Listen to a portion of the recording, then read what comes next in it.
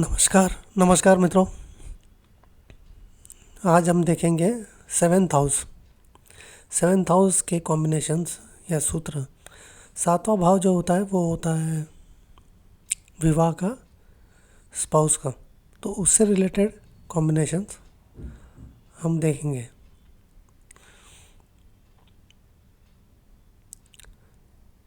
तो अगर अगर चौथे भाव में दूसरे भाव का स्वामी और सातवें भाव का स्वामी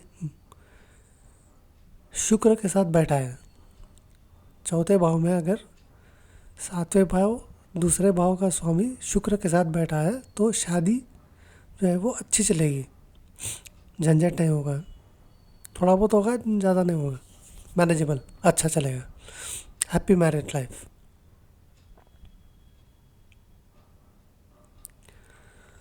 अगर दूसरे भाव का ही स्वामी सातवें भाव के स्वामी के साथ बैठा है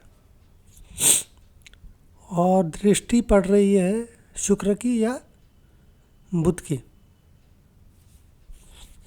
शुक्र या बुध दोनों में से एक की दृष्टि पड़ रही है, तो फिर जातक रहेगा उसकी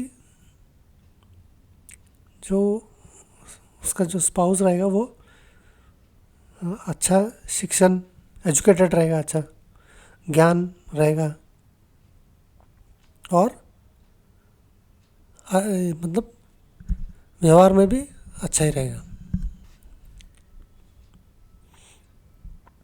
अगर शुक्र अकेला बैठा है और बृहस्पति की या चंद्रमा की दृष्टि पड़ रही है तो फिर जातक की सिर्फ एक ही शादी होगी और वो शादी अच्छी चलेगी। शादी के बाद पैसा भी आएगा, रिस्पेक्ट भी मिलेगी, सोसाइटी में इज्जत मिलेगी।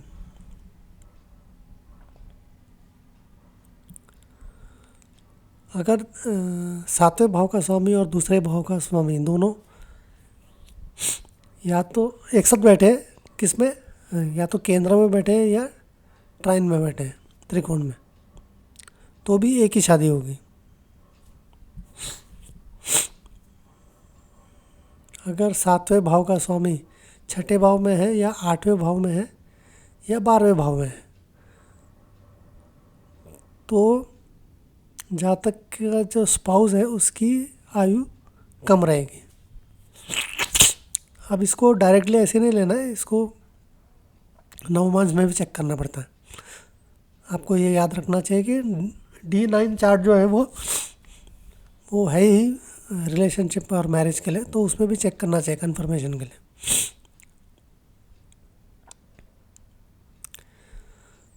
अगर शुक्र कमज़ोर है और चंद्रमा और शनि ये बहुत स्ट्रांग है या उच्च के हैं, फ्रेंडली साइन में है। चंद्रमा स्ट्रांग कैसे होता है? शुक्ल पक्ष का चंद्रमा है तो स्ट्रांग रहता है और चंद्रमा सूर्य से 4 भाव दूर रहना चाहिए तो चंद्रमा स्ट्रांग रहता है। अगर वो सूर्य के नज़दीक है तो वीक हो जाता है।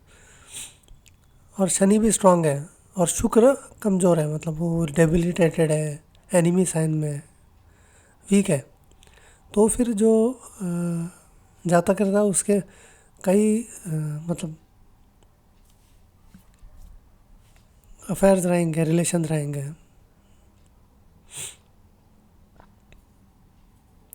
अगर शनि और बुध एक साथ बैठे हों केंद्र में और बृहस्पति 5वें भाव में है और चंद्रमा 11वें में, तो फिर जातक का शादी से पहले एक अफेयर रहेगा ही।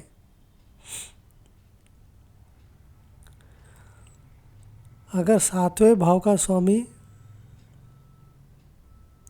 चर राशि में, चर यानी मूवेबल साइन, 1 4 7 10, तो 2 शादियाँ होने के चांसेस रहते हैं। अगर फिक्स्ड साइन में स्थिर राशि में है तो एक शादी, और अगर द्विस्वभाव यानी डुअल साइन में है तो शादी भी रहेगी और एक साथ में मिस्ट्रेस भी रहेगी, मतलब अफेयर भी चलता रहेगा। अगेन ये चीज़ को भी नवमांश में चेक करना चाहिए। कोई भी चीज़ डायरेक्ट खाली एक कंफर्मेशन उसका नवमांश में होना ही चाहिए।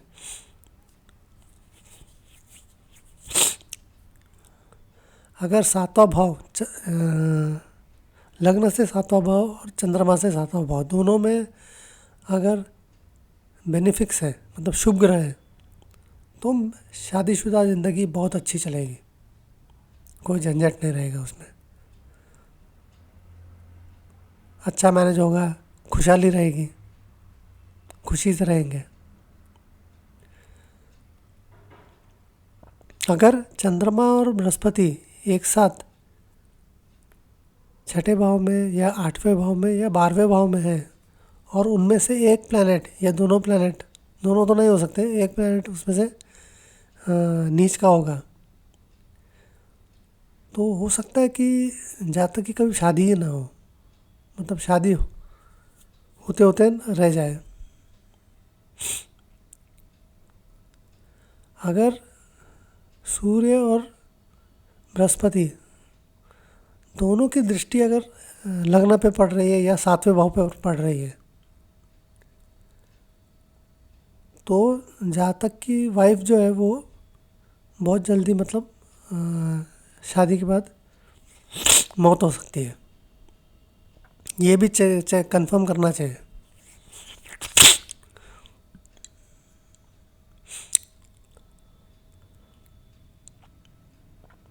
अगर शुक्र का डिस्पोजिटर, मतलब शुक्र जिस राशि में है उसका जो स्वामी है वो अगर छठे भाव में है, आठवें भाव में या 12वें भाव में है, तो भी जातक जो है वो अपनी वाइफ को लूज़ कर सकता है और साथ में उसकी कोई मिस्ट्रेस रहेगी वो भी।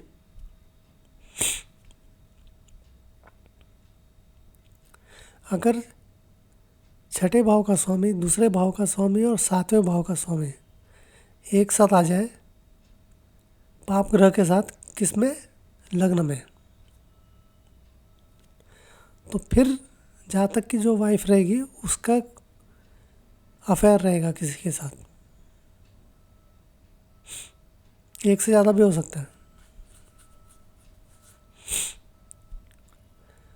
जातक भरोसे लायक नहीं रहेगा अगर जातक की कुंडली में छठे भाव और सातवें भाव का स्वामी शुक्र के साथ बैठा है, तो जातक उसके भी भटकते इधर उधर, मतलब मुंह मारेगा। अगर सातवें भाव का स्वामी दूसरे भाव में है और पाप ग्रह के साथ है और दृष्टि पड़ रही है मंगल की, तो हो सकता है कि जातक की वाइफ है वो किसी और के बच्चे की माँ बन जाए। ठीक है, ये कुछ सूत्र थे, और भी सूत्र हम बाद में देखेंगे।